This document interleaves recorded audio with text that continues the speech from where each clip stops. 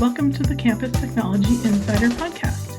I'm Rhea Kelly, Executive Editor for Campus Technology, and your host. Recently, Campus Technology held our Fall Distance Learning Summit, a virtual event focused on the impact of the COVID-19 pandemic on higher education and how the technology decisions made today might carry over into the future. In this bonus episode of the podcast, I wanted to share the conversation I had with university CIOs Jill Albin-Hill and Paige Francis from the summit session titled How the Pandemic Gave IT a Seat at the Table. They talked about the role of IT in pandemic response planning and how they've been able to fast-track IT projects, provide critical solutions to campus challenges, elevate the position of IT within institutional leadership, and more. I should note, since this came from a webcast recording, the audio is not the best quality, but it was a great discussion and I really think it's worth a listen. All of the sessions from the summit are available on demand.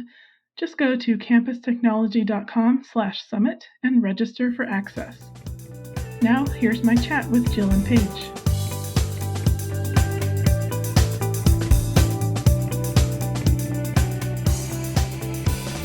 So now to start, I'll let Jill and Paige tell us a little bit more about themselves and their institutions and how they've approached reopening for the fall semester. Jill, would you like to start? Sure. Thank you so much for having me today. I think this is so timely in what we're doing with IT, so I really appreciate it, and I'm glad to be here and share some ideas and learn some things from Paige at the same time. So Jill Albin-Hill, I'm the Vice President for Technology and Operations at Dominican, actually. So the last 3 years, I've expanded my role into facilities and campus safety, as well as IT. And I think that that's has also played in the pandemic planning of being really able to provide a more comprehensive view of the institution. And so the slide shares some recent updates for Dominican. We're a smallish school, about 3,200 students outside of Chicago. We draw, though, quite local.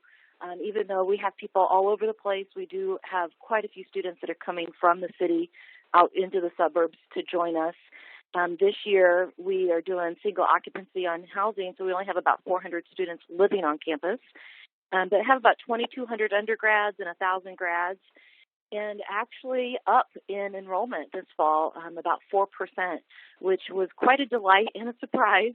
With, as you can imagine, all the planning for the summer, we did not know what COVID would bring and how it would impact us, like every other institution, looking at ways to make sure the budget would be there, and we're covering all of our extra expenses with COVID. But I think we're well positioned, hopefully, to continue to see that growth into the fall, and really feel good about the student body that we're serving and making a difference for. Certainly a challenge. You know, I think one of the biggest things that we've seen with COVID is the increase of the digital divide, and I think our students are well representative with that. We do have several that come to campus to participate in their online classes because of the challenges that they have at home. So we are this fall about 40% of face-to-face or hybrid classes on campus compared to last year. And so quite a bit of a jump to do remote, but yet still really trying to have a student experience on campus for the fall. And plans are already underway for the spring to be something very similar. So trying to be at about 50% density compared to what we normally had, so we could do proper spacing and the like. So much more to share, but again, thank you for having me today. I'm really glad to be here. Thanks so much. And Paige? Hi there. Thank you so much for having me today. This is certainly exciting. Again, I'm Paige Francis. I'm the Vice President of IT and CIOs at the University of Tulsa. We are located, surprise, in Tulsa, Oklahoma, founded in 1894, private doctoral degree granting institution. We are one of those private liberal arts-focused institutions that are nestled in the South. We have an enrollment right around 4,000, with about 3,000 of that being undergrad, approximately 1,000 being graduate. Our average class size is small. 20, Division I athletics, and we've got a 96% placement rate.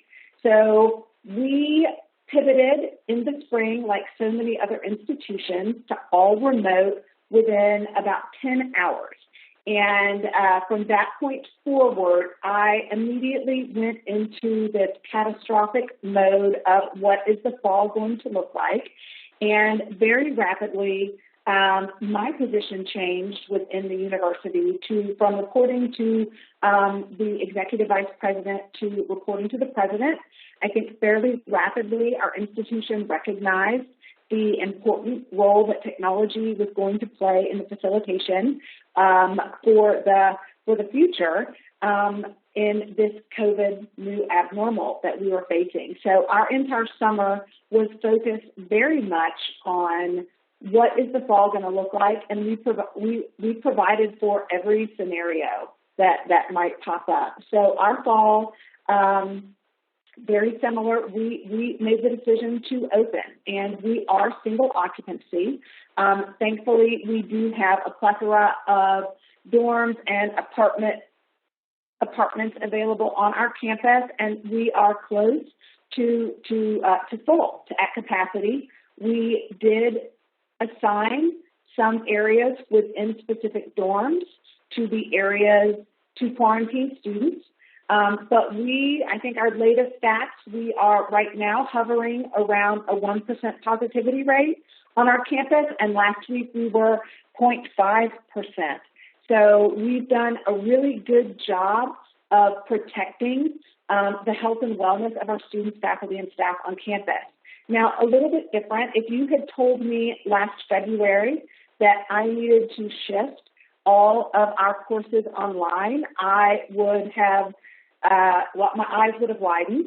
Again, we are a traditional institution, and although we did embrace online in some way, shape, or form, it certainly wasn't at 100%. We made the decision to make our users, our campus, feel more comfortable. We are very much, University of Tulsa is very much a campus of choice this semester, and we plan the same for next semester, the spring. And what that means is that we upgraded 100% of our classrooms over the summer to make sure that we could support a very hybrid, high-flex environment.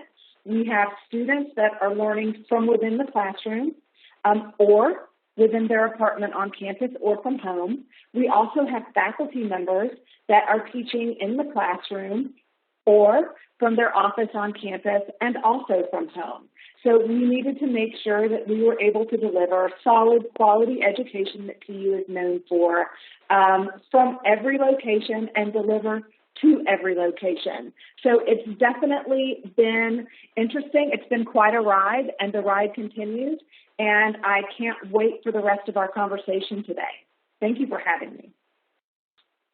So, in those early days of campus shutdown, I was hoping each of you could talk about some of the specific technology challenges you were faced with.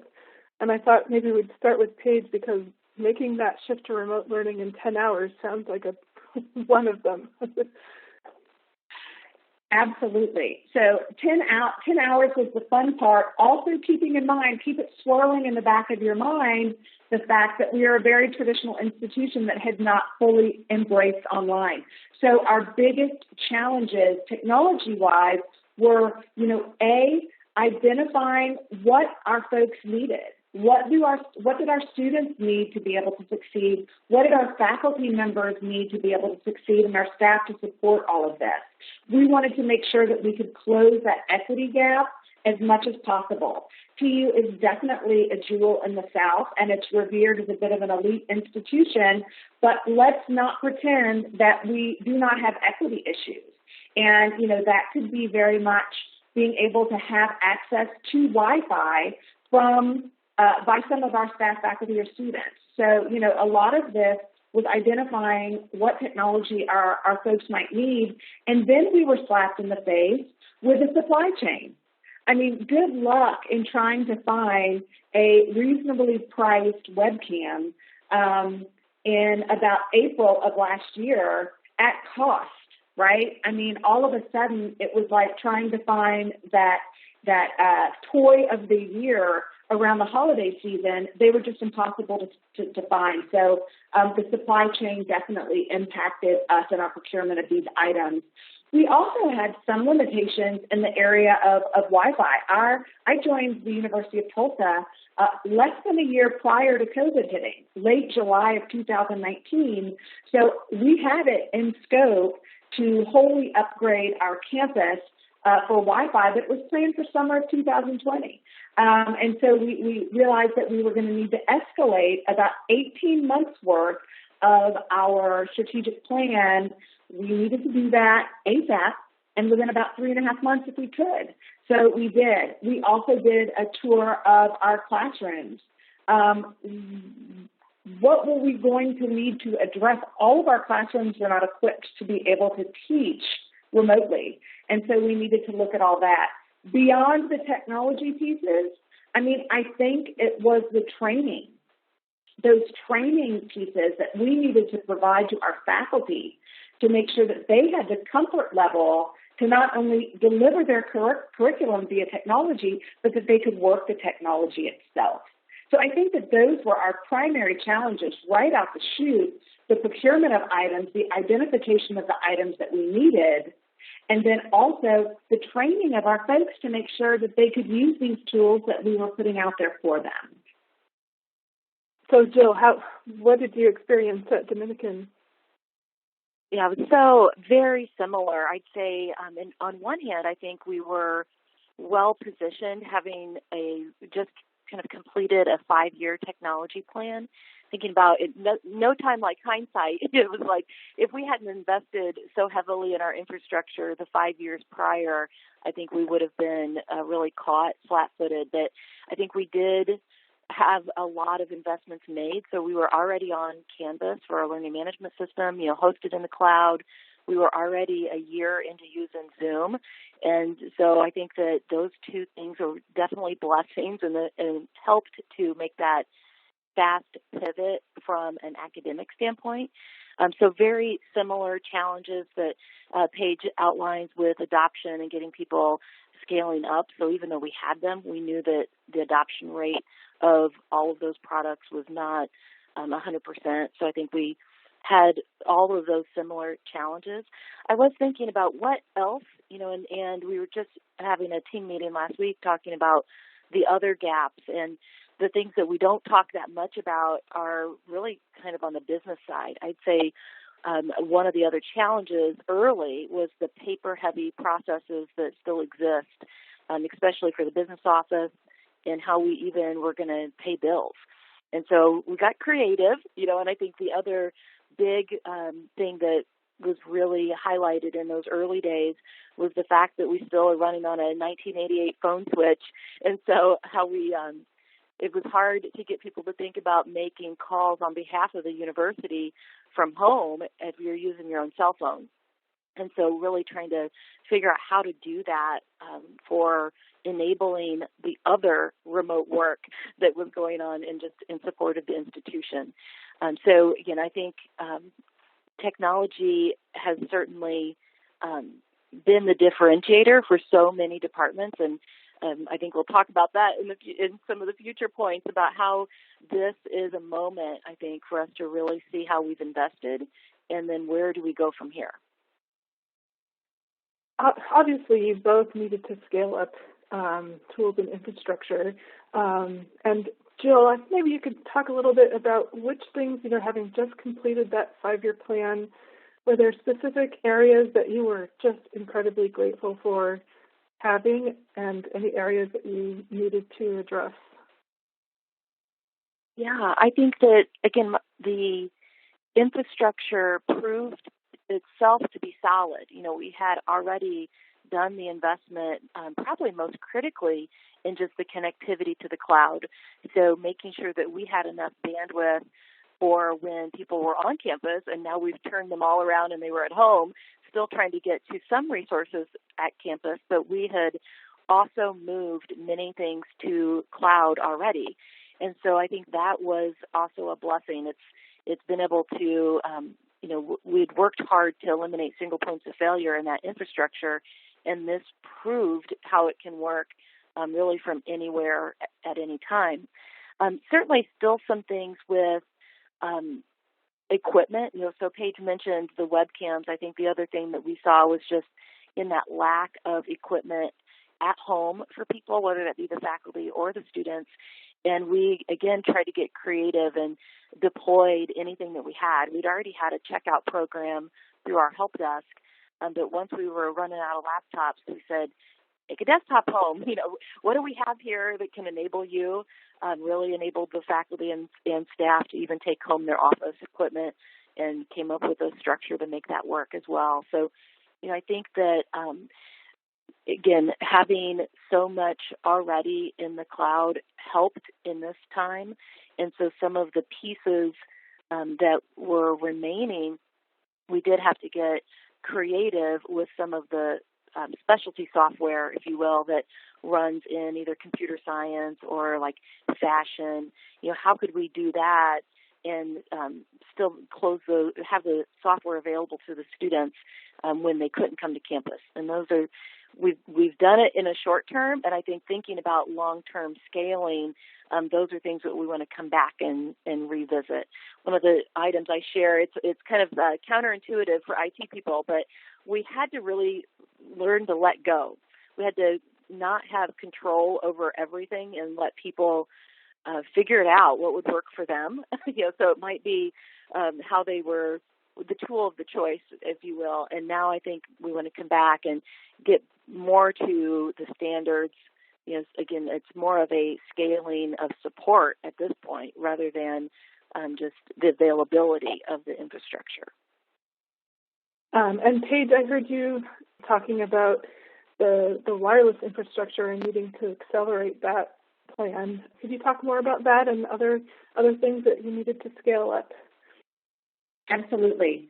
So having just started at TU the previous July, I had been on quite a listening tour, going around campus, developing relationships. We had really, as a team, started to up our game in the areas of customer service. So when COVID struck, we were already in the middle of a conversation with our campus. So we didn't need to rapidly shift to figuring out how to speak with people. In many ways, some of the efforts that we had taken on last fall, it's as if everything we implemented and planned for was made for this looming pandemic, which of course no one could see this coming, but so much that we had worked on and already implemented really eased our situation moving into the dramatic shift to remote. I mean, some examples of this.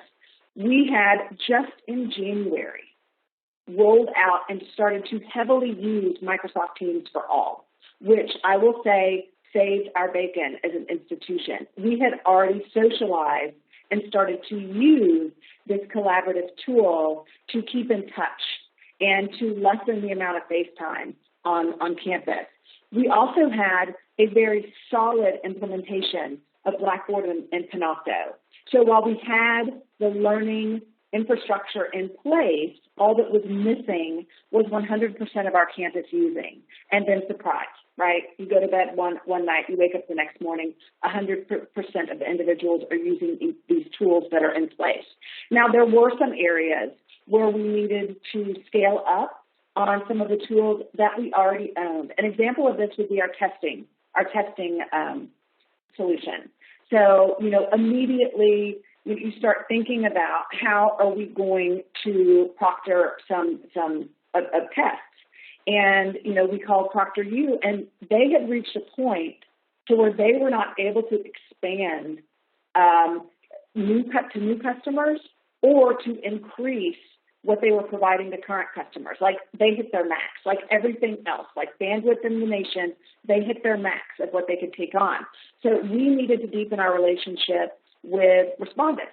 So we'd always used the lockdown browser, but we needed to look at the monitor tool to be able to help us with some of our testing. So that was increasing that area. We also needed to invest more in some tools like document cameras.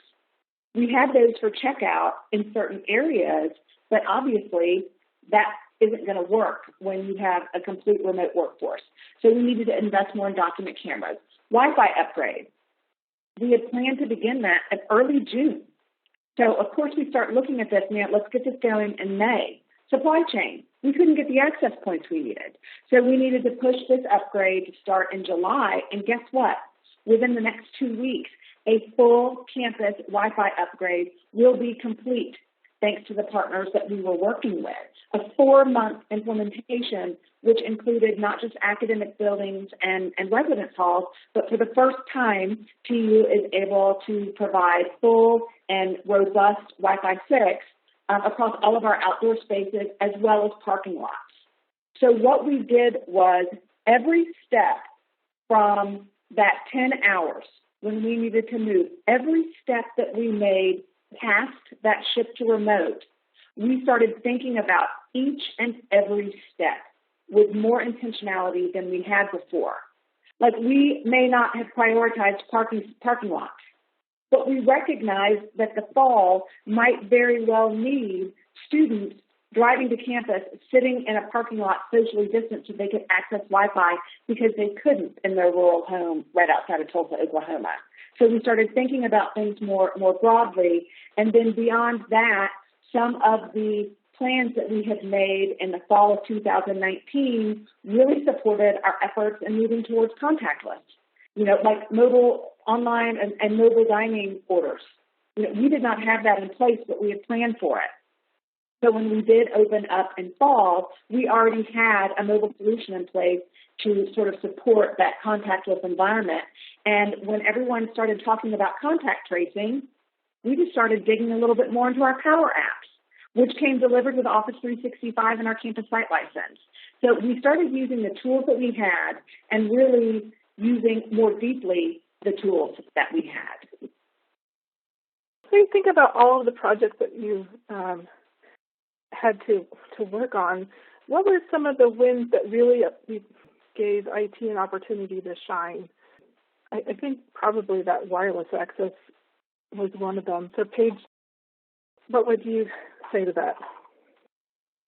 I mean, it may be surprising, but I would say the one project that we worked on that ended up being the biggest win for, or let's just say the most mentioned by our current president, is the ability to order using a mobile app for food, right? You start thinking about what the logistics look like when you welcome students back to a socially distanced campus and trying to identify all of those contact points and lessening them. So she really used that mobile dining app as an example of what we needed to bounce all of our other services up against. Where could we lessen this contact?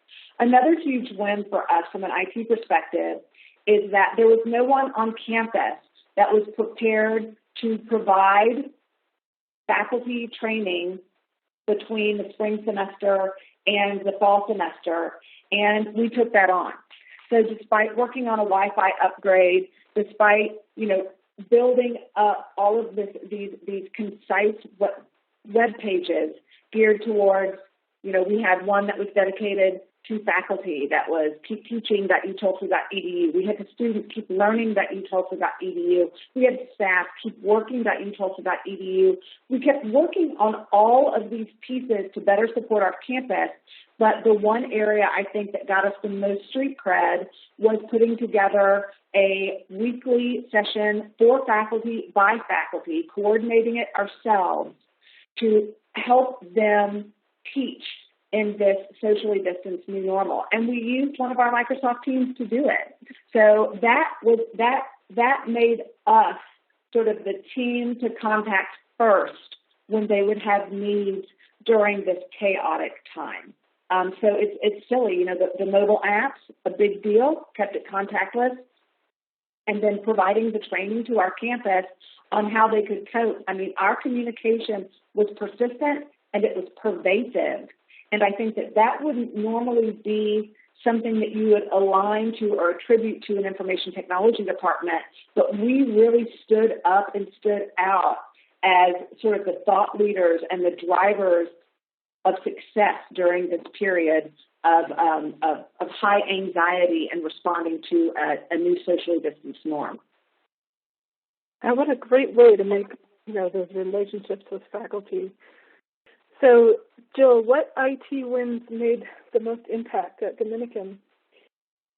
Yeah, I love Paige's example of working with the faculty. I think that training, aligning behind the faculty, so it's faculty to faculty with a bunch of IT support behind it, because we did a lot of similar things. I think the biggest win with our faculty task force group was implementing and rolling out for the fall what we call the template in the learning management system so that they could structure every class, be ready for it to go all online again if we needed to go remote, but to try to listen to what the students told us about from their experience in the spring and try to give a bit more consistency in what that online course experience was like. So we rolled out a template as well as what we called the playbook.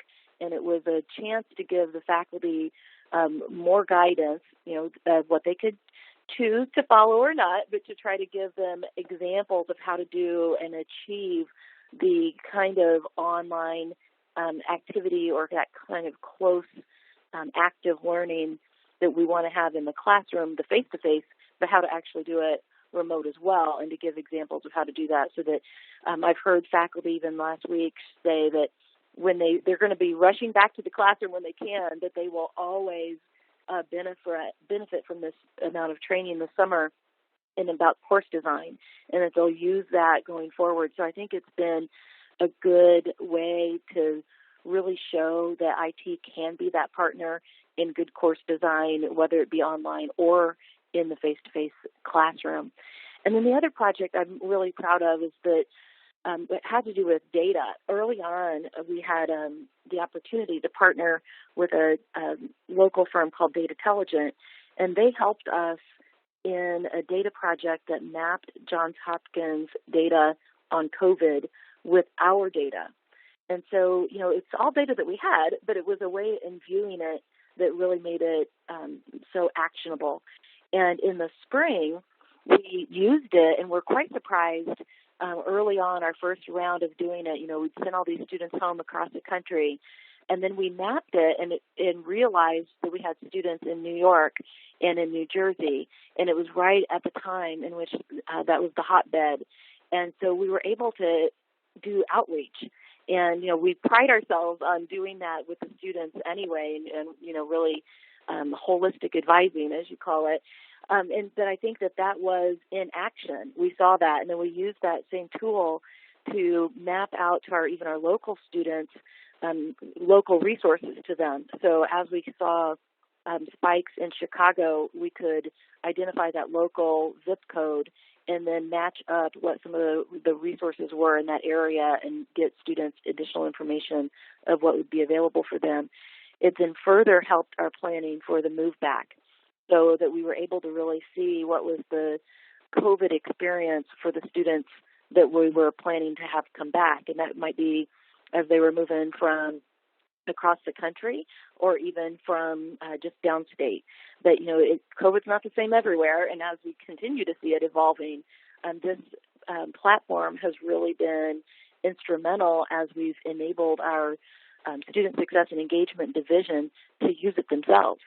So it's not something that IT has to do for them. We worked hard to get it set up on their behalf, and then it's really shown how data can make such a difference in the direct work that we're doing with the students. And I think that division continues to talk about how it's making a difference to the student. And so, a great win for a data project in a real-time, very impactful way for the students. That's actually a great segue into my next question. Data-driven decision-making has been a buzzword, it feels like, in higher ed for forever. But now, in light of the pandemic and the need for real-time data, it seems like it's gone to a whole new level, whether you're analyzing COVID case numbers or even just identifying at-risk students who, are learning in an environment maybe they've never learned in before. So maybe, Jill, you could continue talking a little bit about that real-time data, like, is there, have you noticed a big demand from administration on IT setting up these kinds of reporting tools? Well, that's not an overnight thing. We've been, certainly the demand has been there for data, ever more so now, about how do we visualize it? Again, how do you make it actionable? And so we've been kind of on our data journey for quite some time, but really seeing how dashboards, turning just the data into useful information.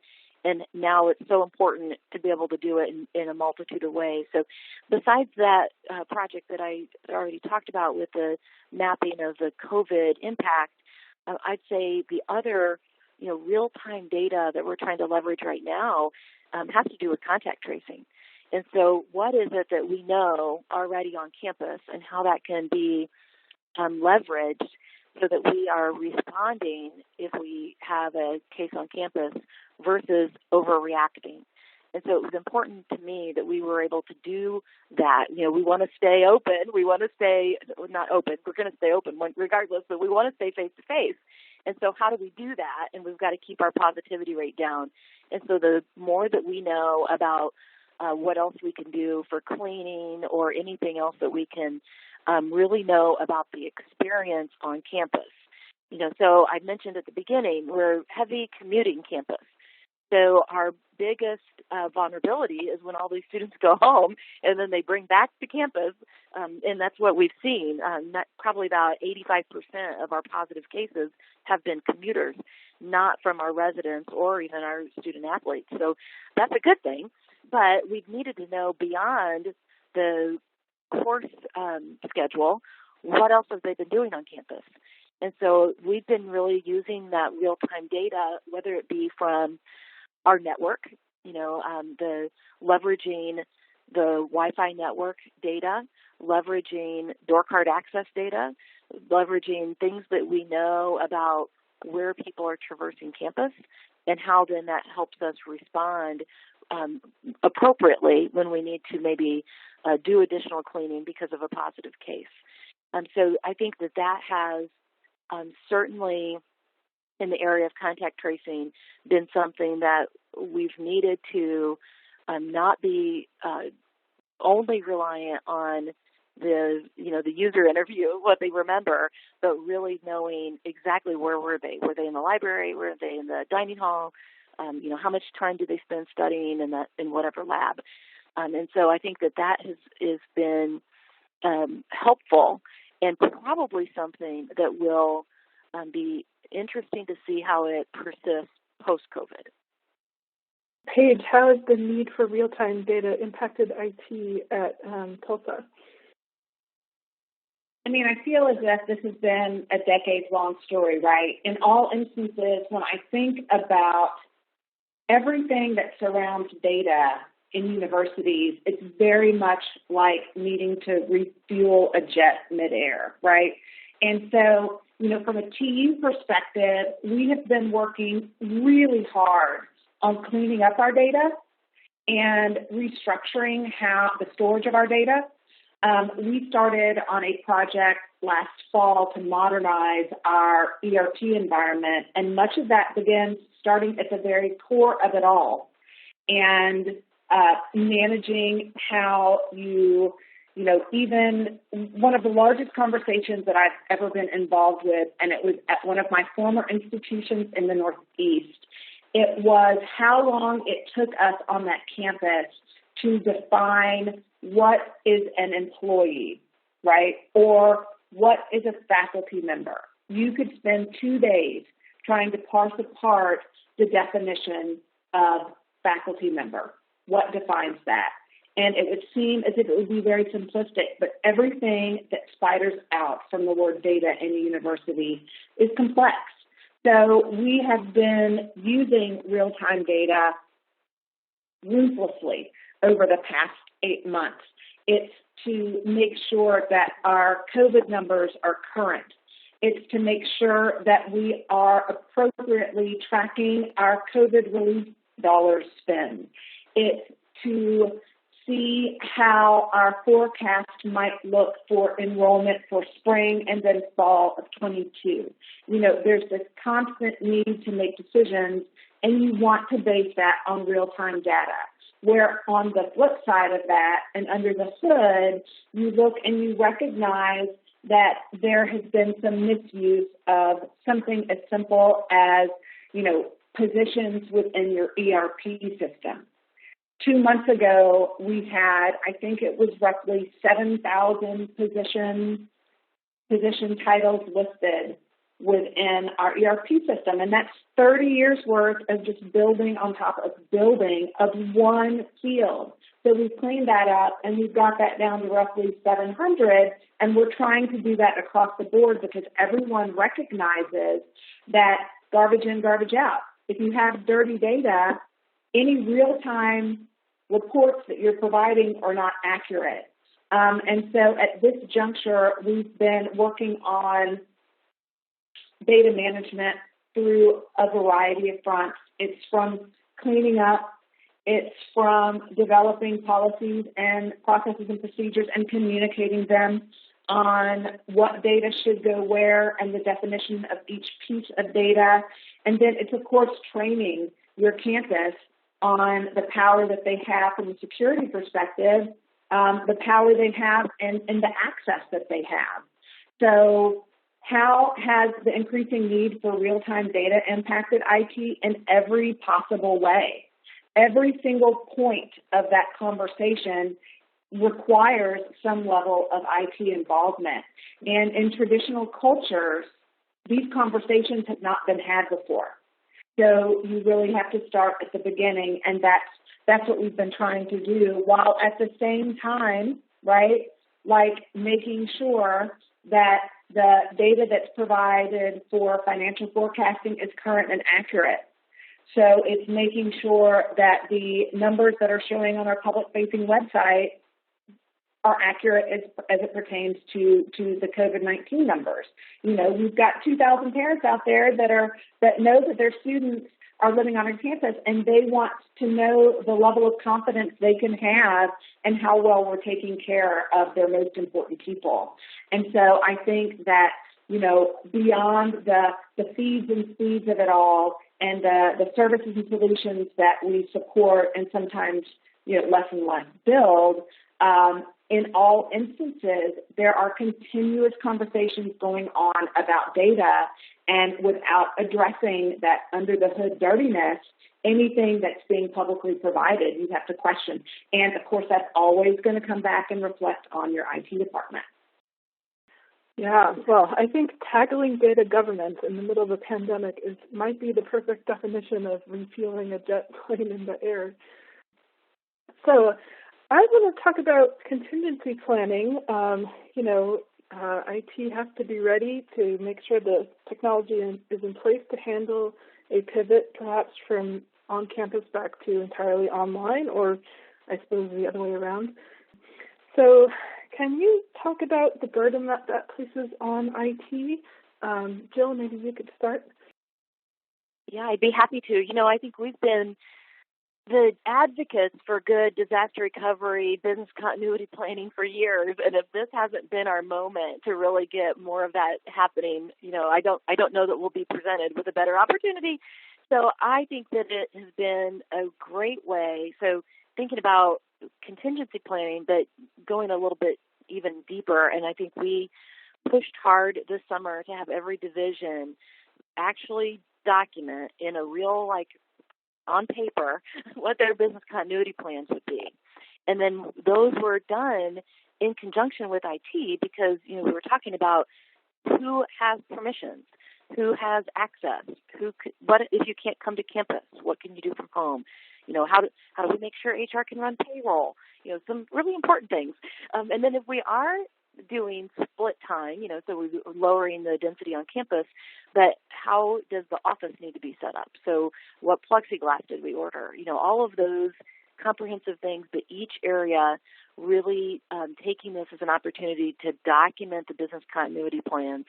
And how I think it's been really helpful in IT is it's a chance to also really know the work. right? So work with each of these areas, understand what it is that they're doing. Sometimes we can think that we know how a system might be being used, but this is an opportunity when they have to really get down into who's doing what and from where. I think it's a great chance to understand the work and then what. So we even kind of took it a step further into saying what services could be combined. We'd been planning on doing it already, but with that mapping of the work, and one of the outcomes was working with a shared services model for financial aid, registrar, and student accounts coming together into one physical presence on campus, but then being able to staff it across those three areas now gives them an opportunity to be in a job rotation, working from home and working on campus. And I'd say there's examples across almost every department of how we've, by digging in and understanding their work, now we can see where the gaps are in what technology can better do for them or what needs to be revisited. As well, then just again, making sure that mindfulness that they even know the tools that are available for them and security on top of all of it, right? That's been an incredibly challenging time with that. But I think had we not really went through and pushed or updated truly on paper type of plans, I think it was a great exercise all the way up through the VPs to understand each of their areas. And honestly, I think staffing changes are about, I think we'll be thinking about how COVID is going to impact that for a long time to come. I think understanding what work can be done remote, and that's not, if it's working now, it's going to work later. So I think it really is going to have some long-term impacts that a great opportunity in which to have IT again at the table with these departments, mapping it for them, mapping how we can help, what do they need to do, and how do we make sure that it can be done from anywhere. Paige, what does our contingency planning look like for you? I think it's pretty funny. So I also contribute for Forbes, and I just wrote an article that was titled something along the lines of like "Move Over Pumpkin Spice." It's contingency planning season in higher ed IT, because I feel as if, right, like we have spent as technology leaders, we have spent the past decade just trying to figure out. Wow, I sure wish that could understand what it is that we do. And if COVID-19 has done anything for IT, it's made the entire world hyper aware of the dependency on technology. Like right now, today, technology is the underpinning of just about every part of teaching and learning, right? I mean, like everything relies on us. And from a contingency planning perspective, like I tend to start at that, I'm a catastrophist by nature.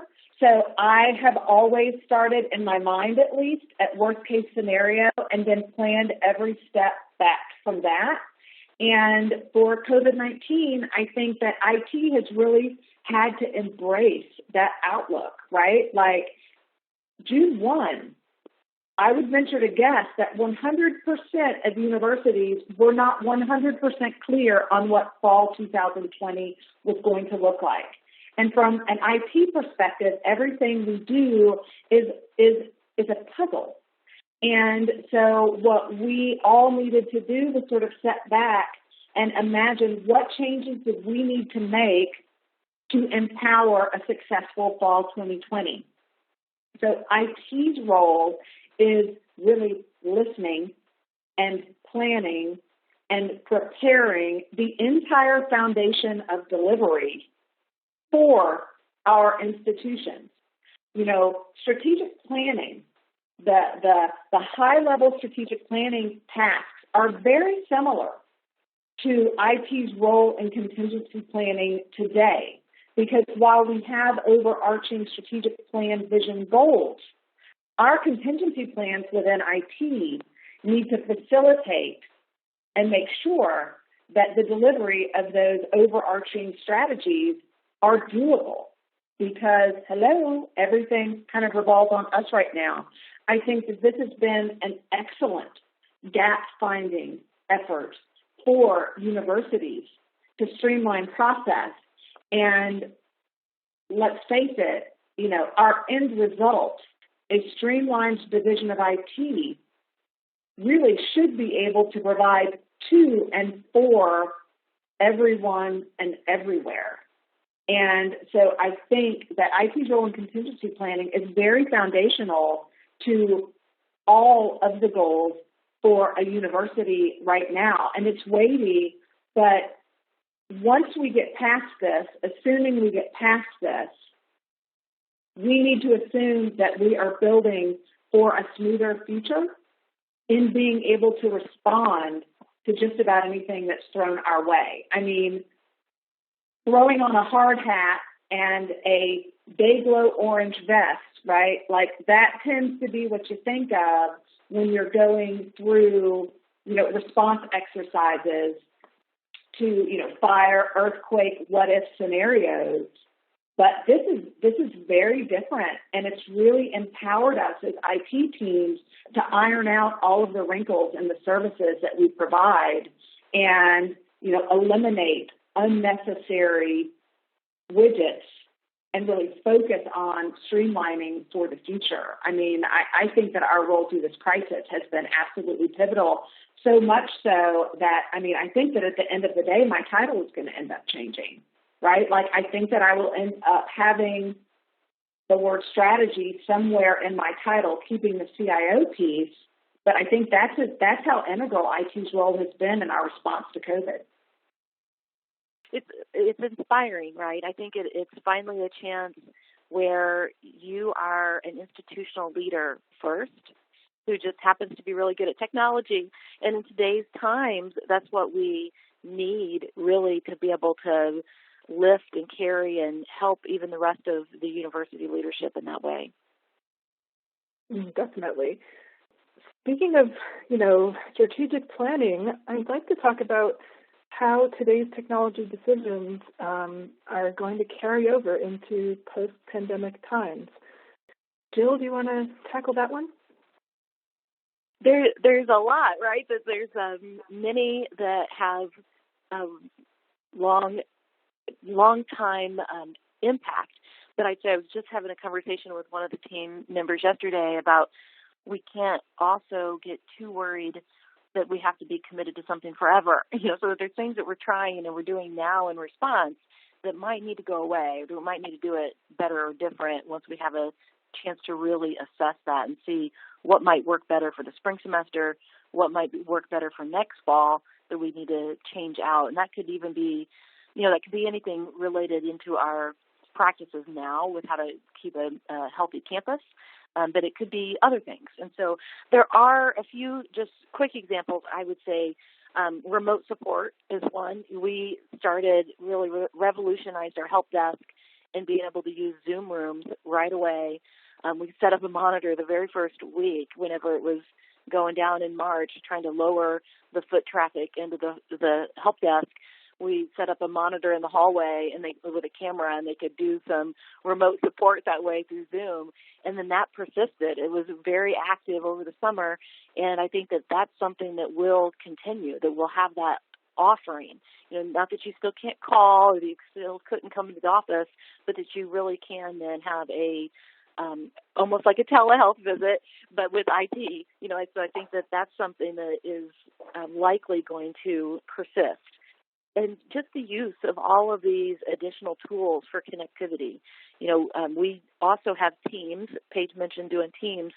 We haven't had a big socialization of it yet, but I think Zoom certainly is in everybody's world now. And I think that we've already seen, like our faculty meetings and our university assembly, that we're doing those all now via Zoom and actually having great participation. And so how do we even do those better?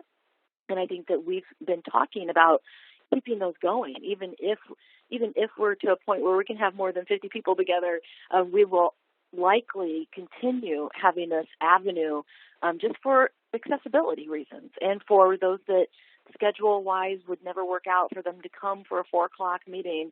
Now we can do it, and again, that flexibility of participating from any time, anywhere.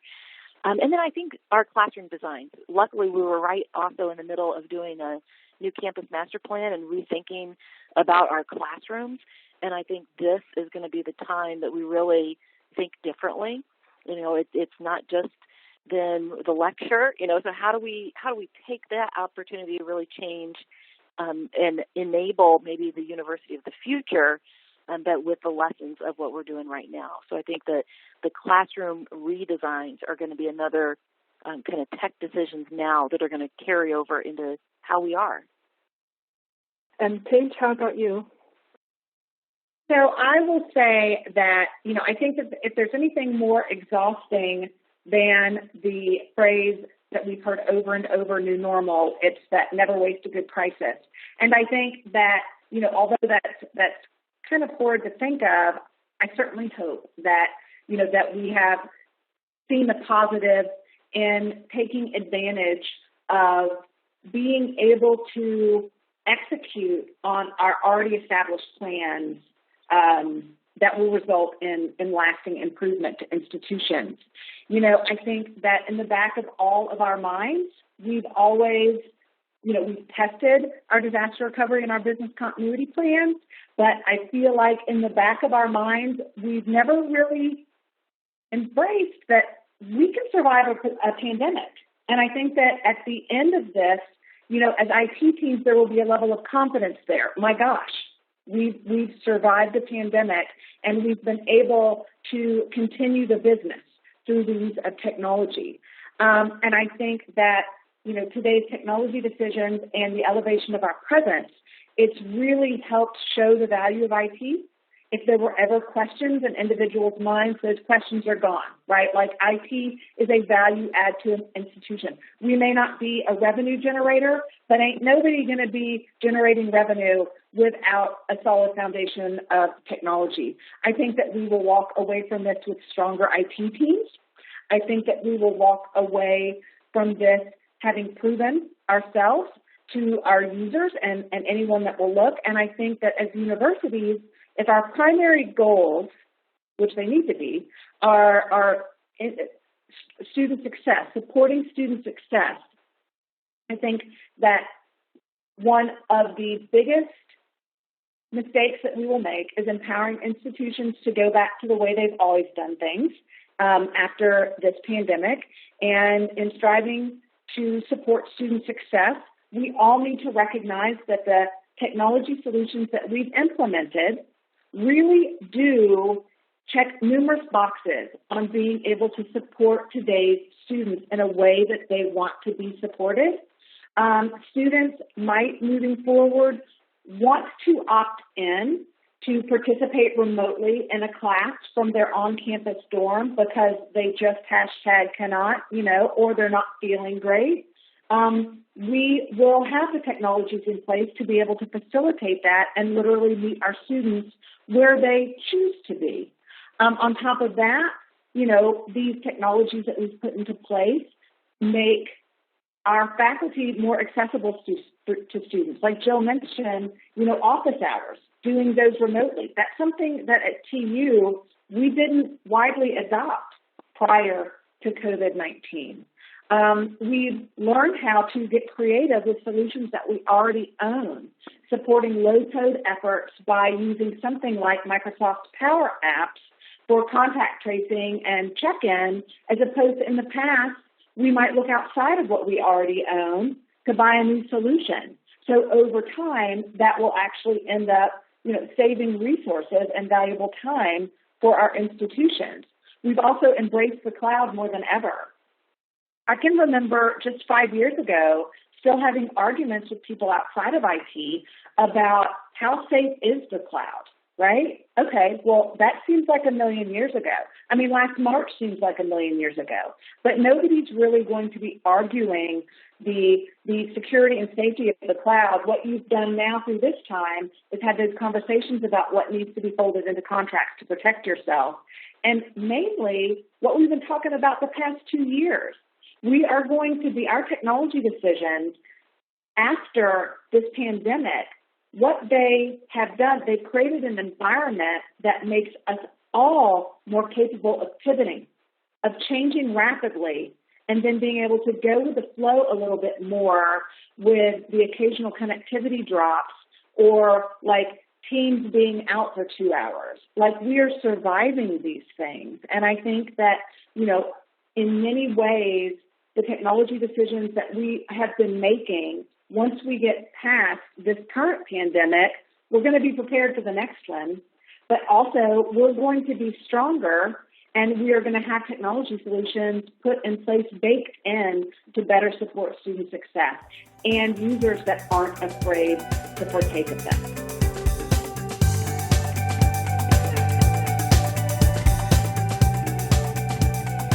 Thank you for joining us. I'm Rhea Kelly, and this was the Campus Technology Insider Podcast. You can find us on Apple Podcasts, Google Podcasts, Amazon Music, Spotify, and Stitcher, or visit us online at campustechnology.com/podcast. Let us know what you think of this episode and what you'd like to hear in the future. Until next time.